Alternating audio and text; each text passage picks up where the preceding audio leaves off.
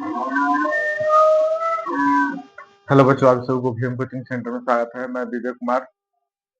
हम लोग पढ़ रहे थे क्लास 10th का सेकंड नंबर चैप्टर हिंदी का 20 का दांत। कौन सा चैप्टर पढ़ रहे थे तो 20 का दांत पढ़ रहे थे। तो इसमें से हम लोग चार क्वेश्चन क्या किए थे, सॉल्व कर लिए थे, यानी चार क्वेश्चन हम लोग पढ़ लिए थे। तो आज हमारा पांचवा क्वेश्चन है, सेन दंपित खोखा में कैसी संभावनाएं देखते हैं। यानी जो सेन दंपित थे वो खोखा में कैसी संभावनाएं देखते थे और उन संभावनाओं के लिए उन्होंने कैसी शिक्षा तय की।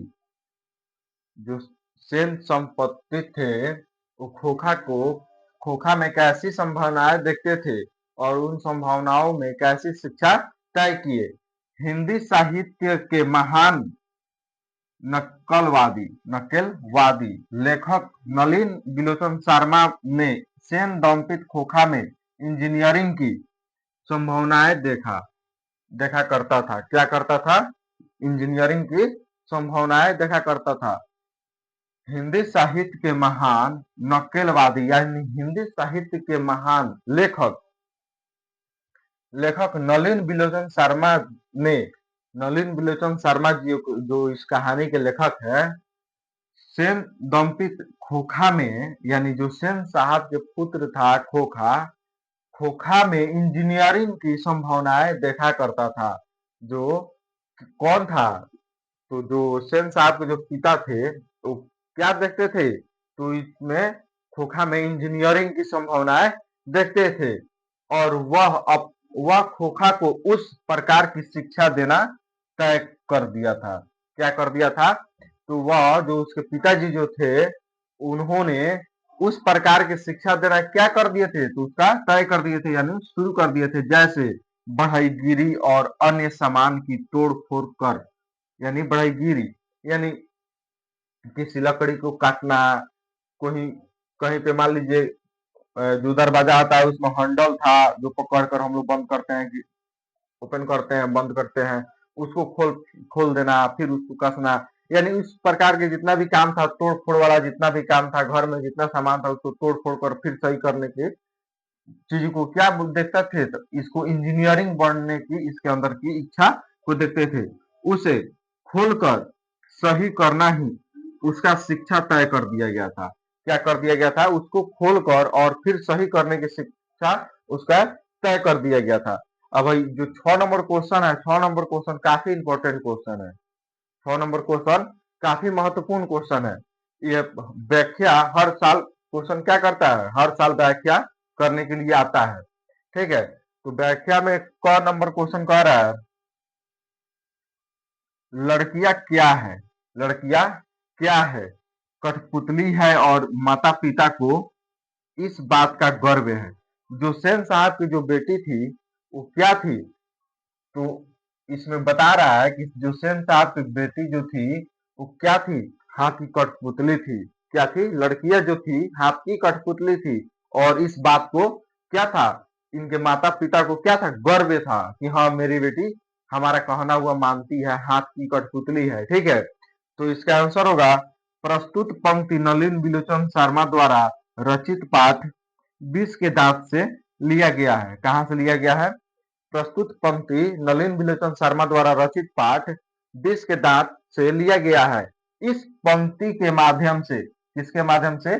इस पंक्ति के माध्यम से हिंदी साहित्य के महान नकलवादी कहानीकारक कहना चाहते हैं कि सेन साहब के बेटी को हर प्रकार का तमीज सिखाया गया है। क्या सिखाया गया है?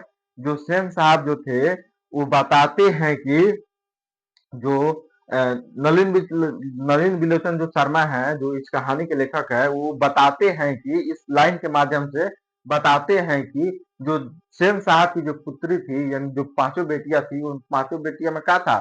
तो काफी तमीज सिखाया गया था इन पांचों को।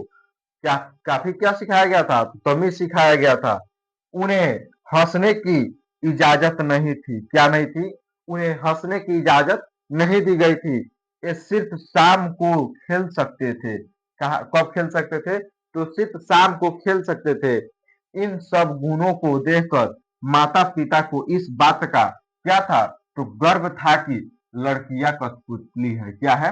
लड़कियां कठपुतली है। जैसे एक कैदी को एक जेल में रखा जाता है और बोला जाता है कि तुम इसी चार दीवारी के अंदर रहो और तुमको शाम के शाम सिर्फ इस चार दीवारी से बाहर निकलकर जो ग्राउंड है इस ग्राउंड में घूमना है, खेलना है। सेम उसी प्रकार सेन साहब की जो पुत्रियां थी उनको भी ऐसा ही था। उनको बाहर निकलने की इजाजत नहीं थी, हंसने की इजाजत नहीं थी, गुनगुनाने की इजाजत नहीं थी, ऊंचा आवाज में बात करने की इजाजत नहीं थी।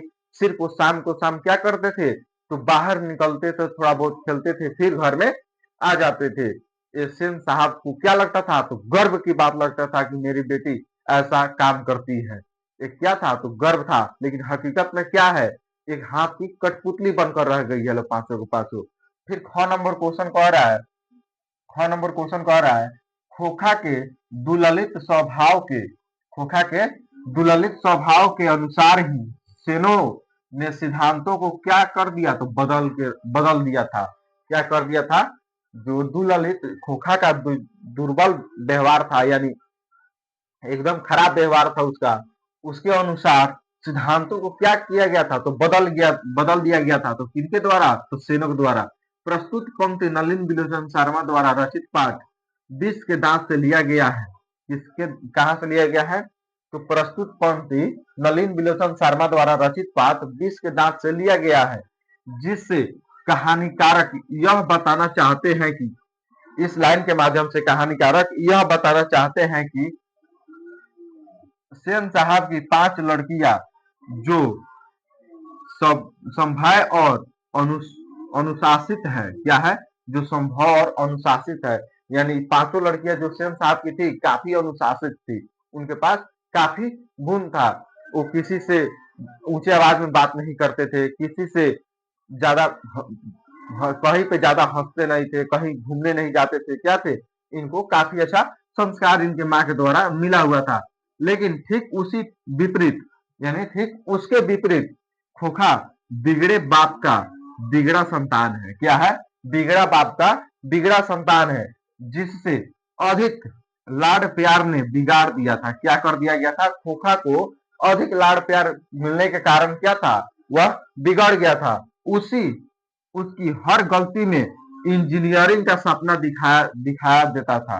क्या दिखाई जाती थी, उसकी हर गलती में इंजीनियरिंग के सपना को क्या देखा जाता था, कि मेरा बेटा इंजीनियर बनेगा।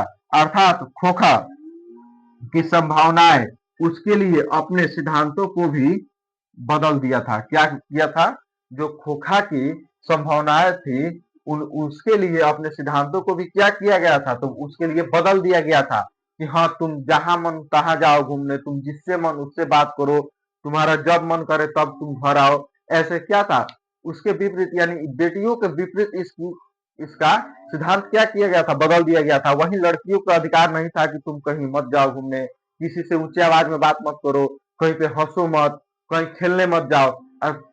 उसी के विपरीत खोखा को जहां मन था तहां जाता था, जिससे मन करता था उससे बात करता था, जहां मन करता था वहां खेलता था। ऐसा क्या किया गया था, तो उसके लिए सिद्धांतों का भी विपरीत कर दिया गया था। अभी आज हम इतना ही क्लास कराएंगे, अगले क्लास में और इसमें क्या व्याख्या व्याख्या कराने के बाद फिर हम इसके आगे के सब्जेक्ट की ओर चलेंगे। तो उम्मीद करते हैं कि आज की क्लास आप लोग को अच्छा लगा हो, तो चैनल को सब्सक्राइब कीजिएगा, लाइक कीजिएगा और अधिक से अधिक बच्चों के पास शेयर कीजिएगा। धन्यवाद।